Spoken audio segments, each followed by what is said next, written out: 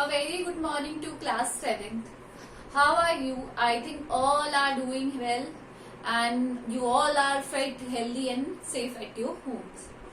So in the previous class what we have done the chapter 1 the best Christmas present in the world. वो chapter हम complete कर चुके थे and now in this class we are going to start a new chapter, that is chapter number 2, a gift of chappals. Now you all are imagining कि how a person can gift someone a chappals, a pair of chappals, या your mind will strike that कि कैसे chappals का भी कोई gift होता है क्या. But in this chapter there is a story of some kids and they gave a gift of chappal to someone. ये हम आज इस chapter में पढ़ेंगे and this is written by Vasantha Surya, right? So we will start with the warm up. हम warm up में क्या होता है, स्टोरी का जो प्रिसाइज रूप होता है या what is inside the story that is given, वो given होता है. So this story is all about children's world. मैंने जैसे बताया कि ये छोटे छोटे किड्स की स्टोरी है, तो this story is basically all about children. जो बच्चों का जो संसार है, उनकी दुनिया है, उसके बारे में है. वो किस तरीके से इमेजिन करते हैं, किस तरीके से उनका थॉट प्रोसेस होता है, वो सब हम आज इस चैप्टर में पढ़ेंगे. फाइन.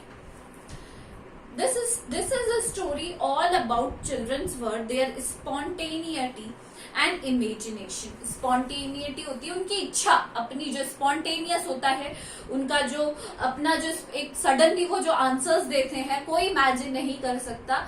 एंड उनकी जो इमेजिनेशन है, सोच है, उसके बारे में. Ability to see contradiction in normal behaviour.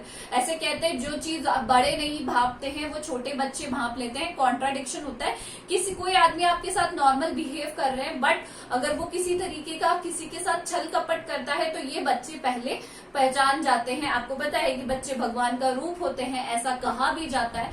और वो जो भी करते हैं रियलिटी में ही करते हैं. उनको इस दुनिया में किसी से मतलब नहीं होता है. वो बिना पक्षपात किए अपने जो आइडियाज है या अपने जो थॉट्स हैं वो दूसरों के सामने रखते हैं. And moving acts of charity. Charity होता है दया करना. और हमेशा ऐसा नहीं है कि वो इस पर्सन के लिए एक साथ इस पर्सन के लिए उनका बिहेवियर अलग है या नहीं.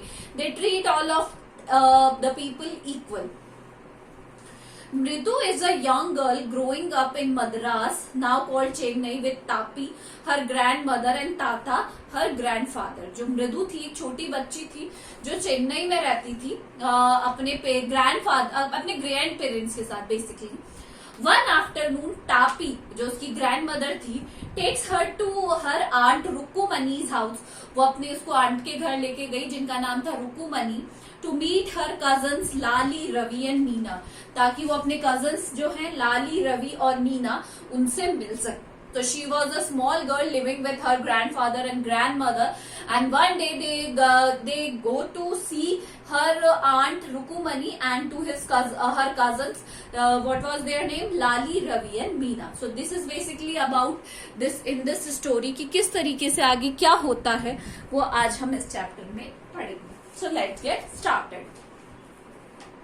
A smiling Rukumani threw open the door.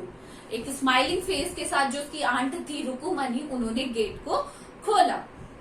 Ravi and Meena rushed out होता है भागकर आना.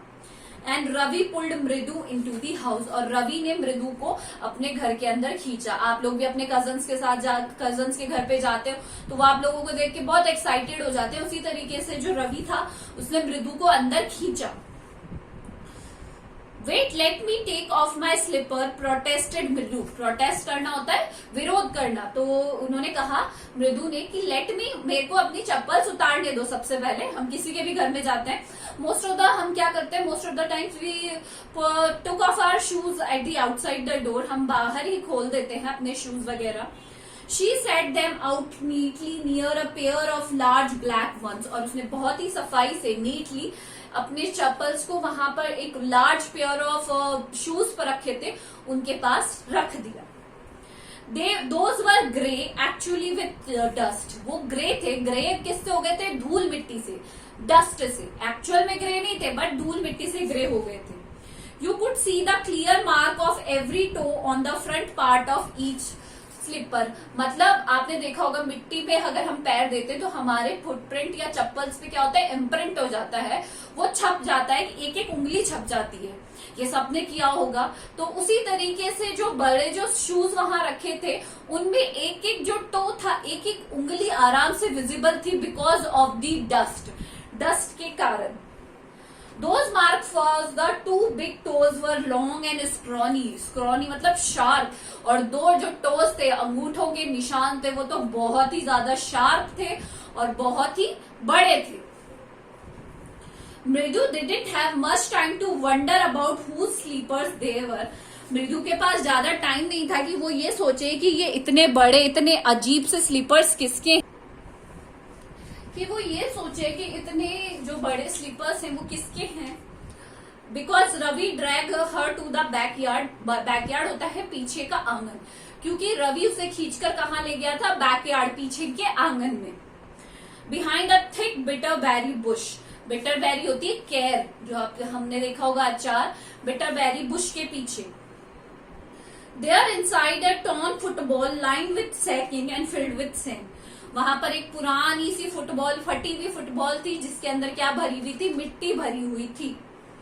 ले a very small kitten lapping up milk from a coconut half shell, और उस जो फूटी हुई बॉल थी उसके अंदर एक छोटा सा बिल्ली, किटन होता है बिल्ली का बच्चा, उसने अपना घर बनाया हुआ था, और आधा कोकोनट जो शेल होता है, कोकोनट का शेल मतलब बाहर का जो हिस्सा होता है कोकोनट का, उसके अंदर वो दूध पी रहा था वो छोटा सा बच्चा।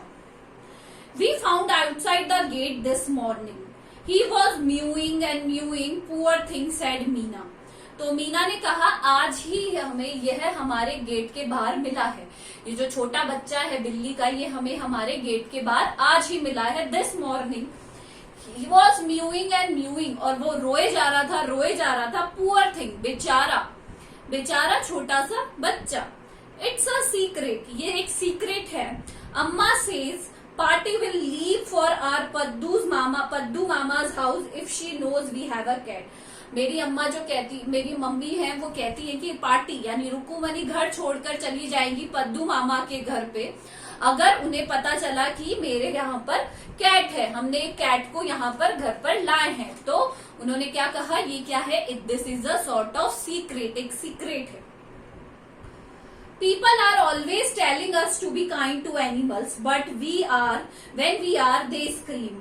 लोग तो कहते तो है कि हमें जानवरों की तरफ दया दिखानी चाहिए, उन्हें बचाना चाहिए, उनकी हेल्प करनी चाहिए, बट जब भी हम किसी की हेल्प करने जाते हैं ना ऐसे एनिमल्स की, तो लोग क्या करते हैं, चिल्लाने लगते हैं। Oh, don't bring that dirty creature here, said Ravi. तो ऐसे कहते हैं कि ये गंदी सी क्रिएचर, इन जानवरों को घर में मत लाओ, है ना। said Ravi, do you know how hard it is just to get a little milk from the kitchen। तुम्हें पता है कि मैं कितनी मुश्किल से इस जो छोटा सा बच्चा है बिल्ली का, इसके लिए किचन में से दूध लेकर आया हूँ। Party saw me with a glass of in my hand just now. Party ने मुझे अभी अभी मेरे हाथ में ग्लास देखा था दूध का। I told her I am very hungry, I want to drink it। और मुझे उन्हें झूठ बोलना पड़ा कि मुझे भूख लग रही है और इसलिए मैं दूध पीना चाहता हूँ। But the way she looked at me, but जिस तरीके से उन्होंने देखा मैं तुम्हें बता नहीं सकता। I had to drink most of it to throw her off the scent।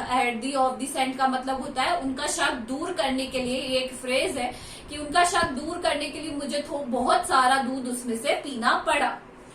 Then she wanted the tumbler back। Tumbler मतलब जो मग था या जो ग्लास था जिसके अंदर दूध था, अब उनको वो वापस भी चाहिए था।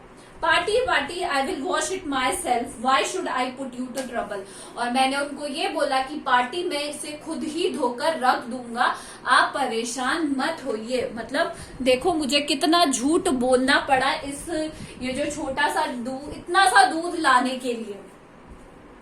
I told her I had to run and pour the milk into its coconut shell। मुझे भाग कर आना पड़ा और ये दूध इसके कोकोनट शेल में डालना पड़ा। And then ran back and washed the tumbler and put it back before she really got suspicious. Suspicious मतलब होता है संदेह करना, शक करना. और मुझे इतनी स्पीड से इसको क्या करना पड़ा, वापस इस दूध को वापस उसके कोकोनट शेल में डालकर मुझे वहां पर जाकर टम्बलर को क्या करना पड़ा, साफ करना पड़ा, क्योंकि उन्हें मुझ पर क्या हो जाता अगर मैं ऐसा नहीं करता तो शक हो जाता. Now we have to think of some other way to feed Mahendran. अब हमें कोई दूसरा तरीका ढूंढना पड़ेगा महेंद्रन को फीड करने के लिए, खाना खिलाने के लिए. सो आज हम यहीं तक करेंगे. I am writing some hard words here. You have to do them in your reader copies with the word meanings. First word is spontaneity.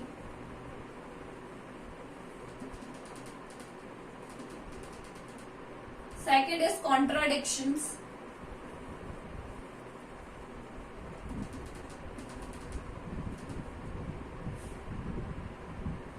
Next is protested. Scrawny.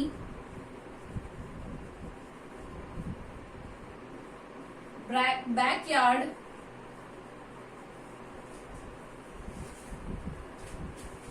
Dragged.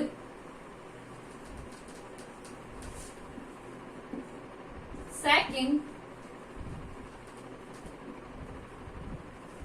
Shell.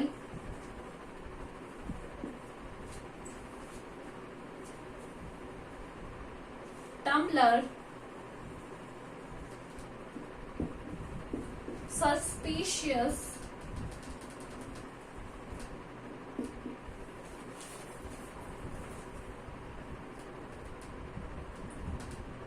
11th is bitterberry.